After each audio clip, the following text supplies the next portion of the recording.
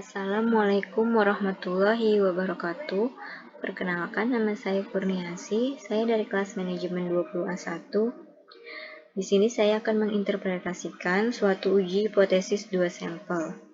Salah satunya adalah independent sample test. Independent sample test adalah uji komparatif atau uji beda rata-rata dua sampel. Tujuannya untuk mengetahui adakah perbedaan rata-rata atau mean yang signifikan antara dua kelompok bebas independen yang berskala data interval atau rasio. Caranya yaitu pertama adalah kita klik variable view. Lalu untuk yang bagian measure ini kita klik scale. Untuk yang waktu dan metode. Lalu untuk yang bagian values-nya ini di tabel metode, kita bisa klik untuk value-nya 1 dan labelnya kita ketik metode standar. Lalu add. Dan untuk yang value kedua, kita klik labelnya metode baru. Kita add. Lalu klik OK. Kita kembali ke data view. Kita klik analyze. Lalu klik compare means. Dan kita pilih independent sample t-test. Yang dimana untuk yang waktu atau menit kita masukkan ke test variable.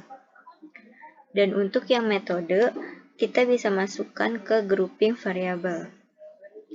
Dan di sini kita klik define group. Dan untuk yang grup pertama kita klik 1 dan grup kedua kita klik 2. Lalu kita klik continue. Dan kita pilih option. Yang dimana di missing value ini otomatis akan memilih exclude cases analyze be analyzed. Kita klik continue dan klik OK. Nah, untuk independent sample t-test ini, yang dimana di output pertama ini, berdasarkan output grup statistik di atas diketahui jumlah data metode standar adalah 15 observasi, N sama dengan 15. Sedangkan metode baru sebanyak 15 observasi. Nilai rata-rata min kelompok metode standar yaitu 42,13 dan untuk min untuk metode baru yaitu 35,4 yang dimana 42,13 menit dan untuk yang metode baru adalah 35,4 menit. Dengan demikian, dari tabel deskripsi statistik di atas dapat disimpulkan bahwa terdapat perbedaan rata-rata waktu produksi sebesar 42,13 dikurangi 35,4 sama dengan selisihnya adalah 6,73 menit. Dan untuk yang output kedua yaitu adalah berdasarkan output di atas, diketahui signifikan Levens test for equality of variance, yaitu sebesar 0,777 lebih dari 0,05. Maka dapat diartikan bahwa varians data antara kelompok metode standar dengan kelompok metode baru adalah homogen atau sama. Sehingga penafsiran tabel output independent sample test di atas berpedoman pada nilai yang terdapat dalam tabel equal variance assumed. Dan untuk yang output kedua, konde, yaitu berdasarkan tabel output independent sample test pada bagian equal variance assumed, diketahui nilai signifikan dua tailed sebesar 0,025. Lebih kecil dari 0,05. Maka sebagaimana dasar pengambilan keputusan dalam uji independent sample t-test dapat disimpulkan bahwa HO ditolak dan HA tidak ditolak. Dengan demikian dapat disimpulkan bahwa ada perbedaan yang signifikan. Berarti antara rata-rata waktu produksi dengan metode standar dan rata-rata waktu produksi dengan metode baru. Dan untuk output kedua konde, yaitu selanjutnya, dari tabel output di atas diketahui nilai mean difference adalah sebesar 6,73. Nilai ini menunjukkan selisih antara rata-rata waktu produksi menggunakan metode standar dengan rata-rata waktu produksi menggunakan metode baru. Segini penjelasan untuk yang bagian independent sample t-test. Dan selanjutnya kita akan menguji paired sample t-test, yang dimana kita sudah punya datanya. Kita ke variable view dulu, bisa kita ubah untuk measure-nya. Untuk yang ID kita ganti nominal, lalu untuk yang pretest dan posttest kita ganti scale. Nah, kita kembali ke data view. Yang dimana untuk yang paired t-test berikutnya kita akan menguji paired sample t-test, merupakan bagian dari uji hipotesis komparatif atau uji perbandingan. Uji paired sample t-test bertujuan untuk mengetahui apakah terdapat perbedaan rata-rata dua sampel yang saling berpasangan atau berhubungan. Caranya untuk menguji paired sample t-test yaitu yang pertama, kita klik analyze, lalu kita klik compare means, kita pilih yang paired sample t-test, yang dimana untuk variabel pertama kita masukkan pretest, dan untuk yang variabel kedua kita masukkan posttest.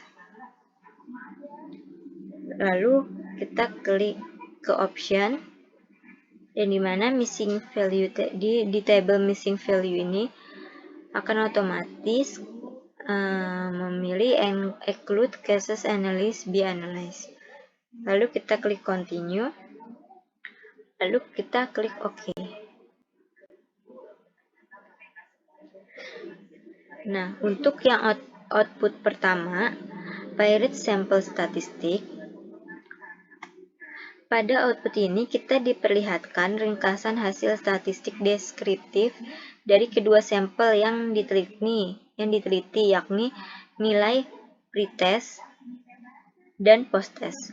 Untuk nilai pretest diperoleh rata-rata produktivitas karyawan sebesar 4,66 pakaian atau pekan.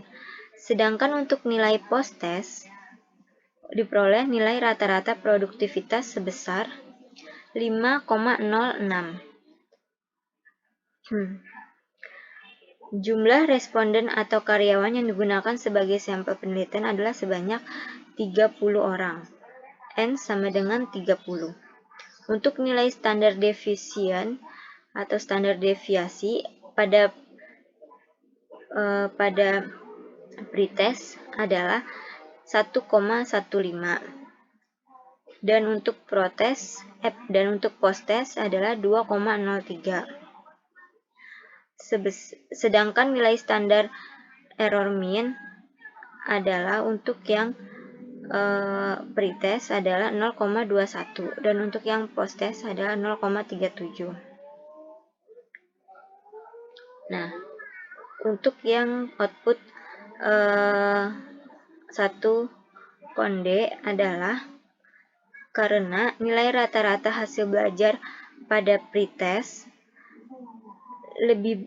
lebih kurang dari protest, maka itu artinya secara deskriptif ada perbedaan rata-rata produktivitas karyawan antara pretest dan hasil posttest. Pretest 4,66 lebih kecil dari posttest 5,06. Dan untuk yang output kedua, pirate sample test. Dan untuk yang sampel kedua, pirate sample correlation, output di atas menunjukkan hasil uji korelasi keterkaitan antara kedua data variabel pretest dengan posttest. Berdasarkan output di atas diketahui nilai koefisien korelasi sebesar min 0,196 dengan nilai signifikan sebesar 0,300. Karena nilai signifikan 0,300 lebih besar probabilitasnya dari 0,05, maka dapat dikatakan bahwa tidak ada keterkaitan antara variabel pretest dengan variabel posttest. Artinya pemisahan sampel berhasil. Dan untuk yang pirate sample test, yaitu adalah output ketiga ini adalah output yang terpenting, karena pada bagian ketiga ini ialah kita akan menemukan jawaban atas pertanyaan penelitian dalam contoh kasus di atas, yakni mengenai adanya atau tidaknya signifikan pemberian kenaikan gaji atau produktivitas karyawan. Dan untuk yang output 3 ini berdasarkan tabel output pirate sample test, di atas diketahui nilai signifikan two-tailed adalah sebesar 0,393, lebih besar dari 0,05. Dan sehingga dapat disimpulkan bahwa ada perbedaan yang signifikan antara hasil belajar produktivitas karyawan sebelum mendapatkan intensif pretest dan setelah mendapatkan intensif posttest dengan selisih 0,40. Pakaian pekan. Sekian dari presentasi dari saya. Kurang lebihnya mohon maaf. Wassalamualaikum warahmatullahi wabarakatuh.